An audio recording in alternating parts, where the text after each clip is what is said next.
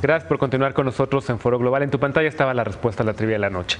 Ya está en el estudio Ricardo Baruch. Él es oficial de incidencia política de la International Planned Parenthood Federation para la región del hemisferio oeste. Anteriormente colaboró con la organización no gubernamental Espolea y fue consultor para proyectos de juventud del Fondo de Población de las Naciones Unidas. Es egresado de Ciencias Sociales de la Benemérita Universidad Autónoma de Puebla, maestro en Salud Pública en Ciencias Sociales y del Comportamiento por el Instituto de Salud Pública. Ricardo, bienvenido a Foro Global y felicidades por este nuevo trabajo.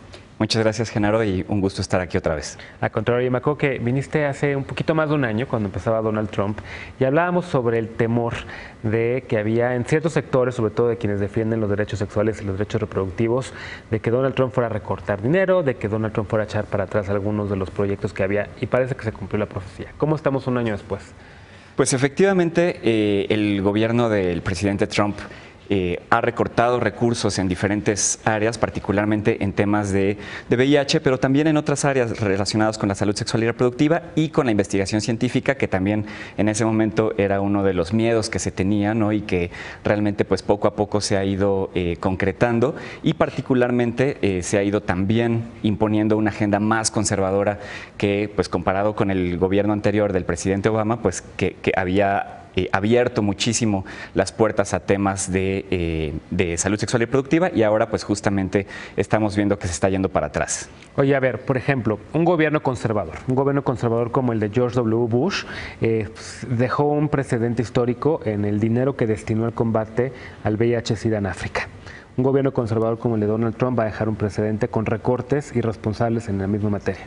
Exactamente, y lo cual es un gran problema porque, por ejemplo, en el área de VIH estábamos viendo cómo por primera vez en la historia estaba habiendo un freno a las nuevas infecciones, e incluso empezaban a bajar en muchos países, particularmente en África, donde había funcionado la estrategia. Sí, estaba funcionando bastante bien, sobre todo porque se le estaba otorgando tratamiento a millones de personas con el dinero del gobierno de Estados Unidos, y ahora pues este dinero está disminuyendo y pues existe el temor de pues qué va a pasar con todas estas personas que dependen de ello, ¿no? Afortunadamente también hay que mencionar que a raíz de todas estas cosas que ha pasado con el gobierno de Donald Trump, otros gobiernos han salido particularmente de Europa, algunos como Holanda, Suecia, Dinamarca, Finlandia, a decir, bueno, el gobierno de Estados Unidos no está apoyando estos temas a nivel mundial, entonces nosotros vamos a poner tanto dinero como voluntad política y presión para que pues los países, particularmente aquellos en áreas menos desarrolladas, pues puedan seguir, por un lado, dando servicios de salud sexual y reproductiva, pero por otro lado también avanzando en algunas de las leyes que son muy necesarias, debido a que en muchos de estos países, incluyendo también América Latina y el Caribe, pues sigue habiendo leyes muy restrictivas en algunos casos. Claro. Un recorte de 1.700 millones de dólares, más o menos, ¿no? Lo que ha pasado en este primer año, que ha afectado principalmente al tema de VIH. ¿Qué otros temas ha afectado?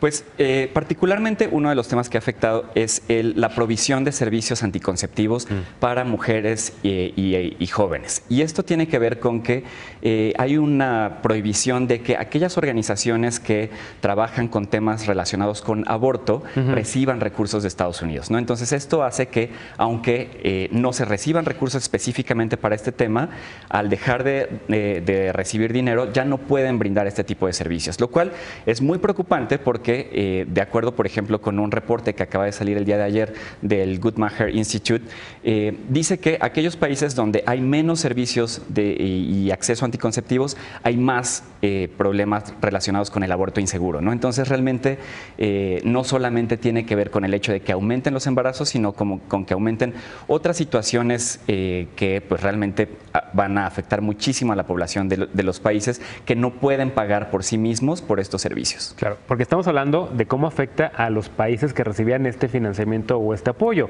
pero también está afectando a las mujeres en Estados Unidos también, que recibían de cierta manera algún tipo de ayuda del gobierno federal. Exactamente, porque también particularmente con el recorte de Medicaid y Medicare, sí, pues las personas en una situación de vulnerabilidad en los Estados Unidos pues se van a quedar sin este apoyo.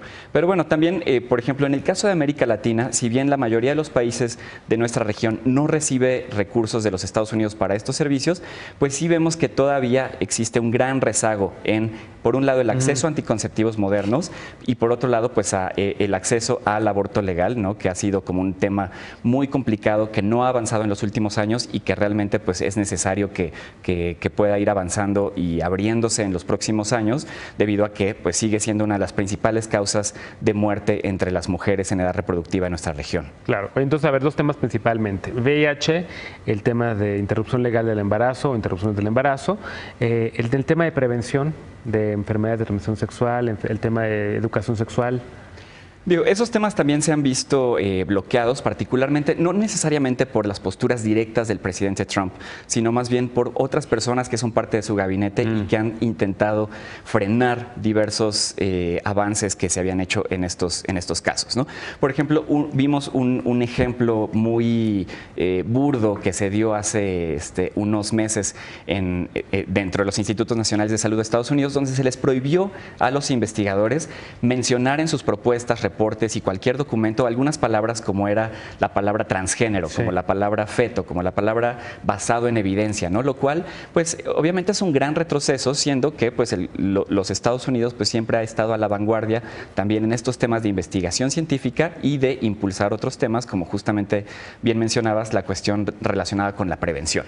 Entonces, pues sí, definitivamente hemos visto en este año y un poquito más un cambio en todo esto, pero por eso mismo es que también la sociedad civil organizada pues está impulsando que más bien sean los gobiernos de los diferentes países que tome liderazgo en estos temas, ¿no? O sea, si Estados Unidos no está dispuesto a entrarle y a promover estos temas basados en la evidencia científica, pues entonces gobiernos como el nuestro o como los de América Latina y Europa pues pueden tomar este liderazgo tanto a nivel económico como a nivel político para implementar todas estas cosas. Claro, un poco parece algo similar en el campo del cambio climático. En la nota previa a esta entrevista contigo pasábamos información de cómo el gobierno de Trump ha quitado también conceptos como cambio climático, calentamiento global de documentos oficiales del gobierno de Estados Unidos, pero como allá los activistas han recurrido más bien a las ciudades, ¿no? Las ciudades han servido de freno frente a Donald Trump. Las ciudades también en Estados Unidos y los gobiernos demócratas locales están apoyando o van a hacer un muro de contención ante todo esto que está haciendo el gobierno de Trump.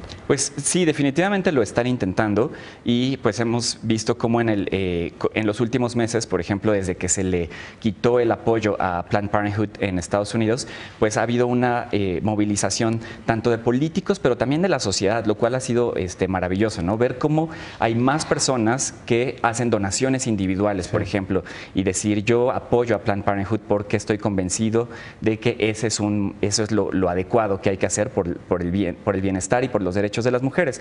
Entonces, eso también es algo que intentamos que suceda en otros países del mundo, ¿no? Que no necesariamente dependamos de los gobiernos de los países, ¿no? Sino que casos como por ejemplo en la Ciudad de México, donde pues el gobierno local se posiciona en cuestiones mucho más progresistas en comparación con el gobierno federal, ¿no? Entonces cosas por el estilo creo que son definitivamente aquellas que pueden darle la vuelta a todos estos problemas del ultraconservadurismo que desgraciadamente está tomando varias partes del mundo.